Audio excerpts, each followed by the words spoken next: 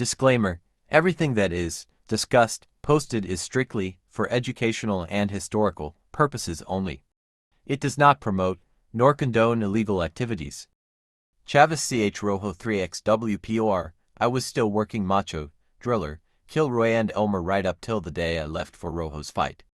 Then the morning I left for Oklahoma, I wormed all 4 dogs out just for safety. Remember that I have been taking all the dogs to the vet's office every 10 days to be checked for worms, blood test, etc. All their tests came back each time showing good, especially good that there was no worms or eggs. Still, for my own peace of mind, I wormed them out and let them rest completely while I was gone for the weekend with Roho. Original and spontaneous, that is 2 of the words I think of when talking about Roho's third fight. Woods and I had always been on the same side when it came to the dogs. Even when to an uneducated eye it seemed that we were against each other, we were still working as a team.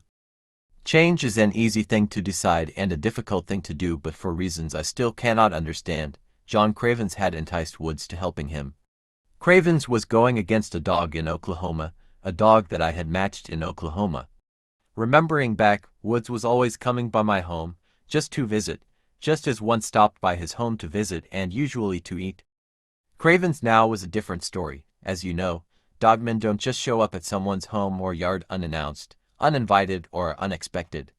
Especially if the man of the house is not home and it is your upcoming opponent's home. This particular day Cravens stopped by my home while I was gone. Jeanette answering the door as Cravens asked if I was home. She promptly said, no. Cravens had caressingly asked, but under the caress was a sarcasm that made Jeanette clench her teeth. How's Roho doing? Then he continued, does Bobby have the black dog here at the house that he is using against me? Bristling at the questioning, she snapped, you better talk to Robert. Also, you better be sure he is home before you stop again, then shut the door before any further conversation could take place. Cravens had already told me if I used Roho against him that he would pay the forfeit. He wanted no part of Roho, but to ask about a black dog since Roho was dark red with a black muzzle showed he was still worried. Throughout the years in the dog game, time has ways of taking care of many things, but in the process it tends to highlight and sharpen one's intelligence, which makes up one's character and strength. On one hand time takes away and on the other hand, time gives. A person must be able to use this to their own advantage. Yes, I knew Cravens was afraid of Roho, but I did not ever say that I wouldn't use Roho against him.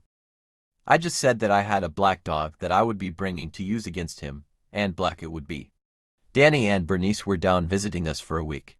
It was always a pleasant time having them around. Danny, like myself, breathes, eats, sleeps, etc. dogs. But during this visit, the opportunity came up for Bernice to use her expertise as a hairdresser. Danny and I were working Roho one day when half-jokingly said something like it's a shame that Roho isn't black. So, Bernice and Jeanette made a trip into town to purchase a couple of boxes of ladies' hair dye. Color: black, since I had never dyed a dog's hair before or since I was not in charge of the operation. Bernice mixed the solutions together and, after placing Roho on top of the wash table that was down at the back of the Jenny, she started applying the foul-smelling solution. After the allotted time, Bernice shampooed all the residue from Roho. Roho was still dark red, not black. So, back upon the table for another application. Remembering back, it seemed that it took 5 different applications of the human coloring solution to change Roho's hair color to black. Bernice had even laid Roho on his back with his paws up in the air so she could color between his toes and his underside. No wonder she is such a success at her profession. After all the applications, this took up a whole day with this procedure, we now had our black dog. Bernice shampooed Roho over and over again to make sure all chemicals were gone from his hair and his body. We had no more than perhaps 1 day behind us when Cravens called to see if he could come by the house. My answer was yes. I knew he was coming just to look around for the black dog. Now I had my black dog, so come ahead. He and Woods came by shortly, meeting Danny and myself in the yard. We kinda circled my entire yard so they could see the different dogs and colors. Nothing was said, but when Cravens and Woods laid eyes on the black dog beside the house, they were satisfied. Woods then mentioned they'd better be on their way since they had to pick up a side of barbecued ribs for their company. Friendship still intact, Woods and Cravens left feeling comfortable, Danny and myself chuckling as we headed for the house and our evening meal. As the date was upon us, our little entourage started our trip northward to Oklahoma. Having Danny, Bernice and children down was really enjoyable and extremely helpful in that now I was taking my black dog to go into Cravens. I had even asked Carl Beasley to handle for me that night instead of asking Danny, as my usual custom. Danny thought this was a good idea also, another diversion. There was no leeway for any mix-ups at this late date. Everyone now gathered at pitside and ready. John Craven's dog was brown and white, mine was black with black muzzle, dogs weighed. Then both dogs were washed and now both were in the pit. The referee, Bert Klaus, in his strong voice said, "Gentlemen, turn your dogs around to face each other. But do not let go until I say pit." Each of the handlers obeyed, dropping the towels that had been covering each of the dogs to the pit floor, still held their dog in their respective corners, waiting. Then the words, "Pit your dogs," came from Bert's lips and the show was on. I do not believe that Wood snapped to the black dog being Roho until the fight was about half over. When A.D. Jackson's girlfriend, Shorty, started to chant, "Come on, Roho. Come on, Roho." Wood snapped. The cat was out of the bag. Woods eased over to A.D. and came right out and asked him, "Is that Roho?" A.D. answered, "Yeah, man, can't you tell by his moves? Come on, Roho." Realizing that his money was already lost, under his breath Woods sighed, "Roho's black ghost." It wasn't until some time later that I learned that Woods was innocent in believing that I wasn't using Roho for this match. Woods had ridden up to Oklahoma with Lindsey Sampson not knowing what dog I was fighting, but that it was just another dog fight. It was halfway through Roho's fight before Woods, feeling his money leave his wallet, knew he had bet on the wrong dog.